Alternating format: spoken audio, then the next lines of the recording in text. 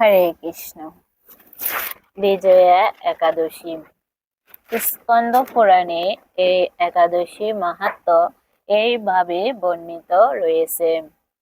মহারাজ যুধিষ্ঠির শ্রীকৃষ্ণকে বললেন, হে বাসুদেব, ফাল্গুন মাসের কৃষ্ণ পক্ষের একাদশীর মাহাত্ম্য অনুগ্রহ করে আমাকে বলুন। শ্রীকৃষ্ণ বললেন, হে যুধিষ্ঠির, এই একাদশী বিজয়া নামে পরিচিত। এই একাদশী সম্পর্কে এক সময় দেবর্ষি নারদ স্বয়ম্ভুর ব্রহ্মাকে জিজ্ঞাসা করেছিলেন। তিনি এই প্রসঙ্গে যা বলছেন তা আমি এখন তোমাকে বলছি। এই পবিত্র পাপ বিনাশিনী ব্রত মানুষকে জয়দান করে বলে বিজয়া নামে প্রসিদ্ধ। পুরাকালে শ্রীরামচন্দ্র 14 বছরের জন্য বনে গিয়েছিলেন। সীতা ও লক্ষ্মণের সঙ্গে তিনি পঞ্চবটী বনে বাস করতেন।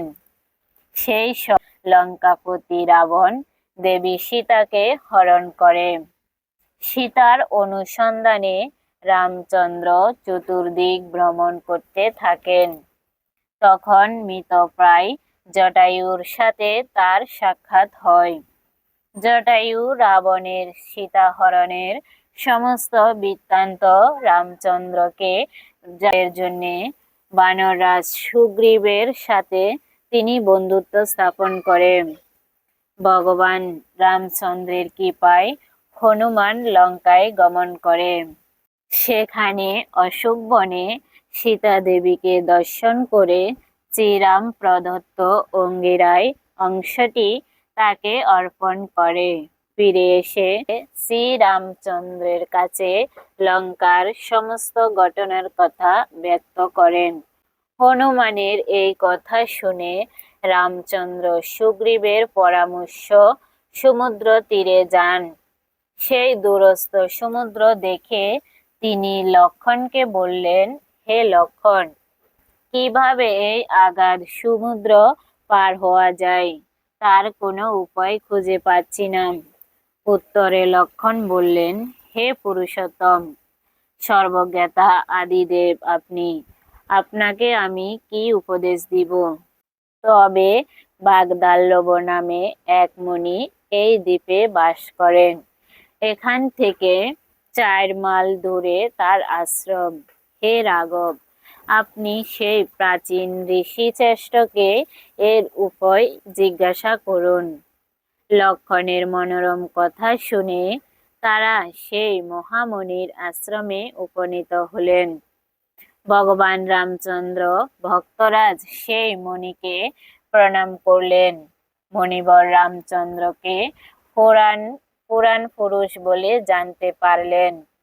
আনন্দ ভরে জিজ্ঞাসা করলেন, হে রামচন্দ্র, কি কারণে আপনি আমার কাছে এসেছেন তা কৃপা করে বলুন। শ্রীরামচন্দ্র বললেন, হে মুনিবর, আপনার কৃপায় সৈন্যসহ আমি এই সমুদ্র তীর উপস্থিত হয়েছি। রাক্ষস রাজ্যের লঙ্কা বিজয় করাই আমাদের প্রধান উদ্দেশ্য। যাতে এই ভয়ঙ্কর সমুদ্র উত্তীর্ণ হতে পারি তার উপায় জানার জন্য আমরা আপনার কৃপা প্রার্থনা করি। মণিবর প্রসন্ন চিত্রে পদ্মলোচন ভগবান শ্রীরামচন্দ্রকে বললেন, হে রাম, আপনার অভীষ্ট সিদ্ধির জন্য যে চেষ্ট ব্রত করণীয় আমি তা বলছি। ফাল্গুন মাসের কৃষ্ণপক্ষের বিজয়া নামক একাদশী ব্রত পালনে আপনি নিশ্চয় শূন্য সহ সমুদ্র পার হতে পারবেন। এই ব্রতের বিধি শ্রবণ করুন। বিজয় লাভের জন্যে দশমীর দিন সোনা, রূপা, তামা অথবা মাটির কলস সংগ্রহ করে তাতে জল ও আম পাতা দিয়ে সুগন্ধি চন্দনে সাজিয়ে তার উপর সোনার নারায়ণ মূর্তি স্থাপন করবেন। এই একাদশীর দিন যথাবিধি প্রাতঃস্নান করে কলসের গলায় মালা চন্দন পরিয়ে উপযুক্ত স্থানে নারকেল ও গোভাগ দিয়ে পূজা করবেন।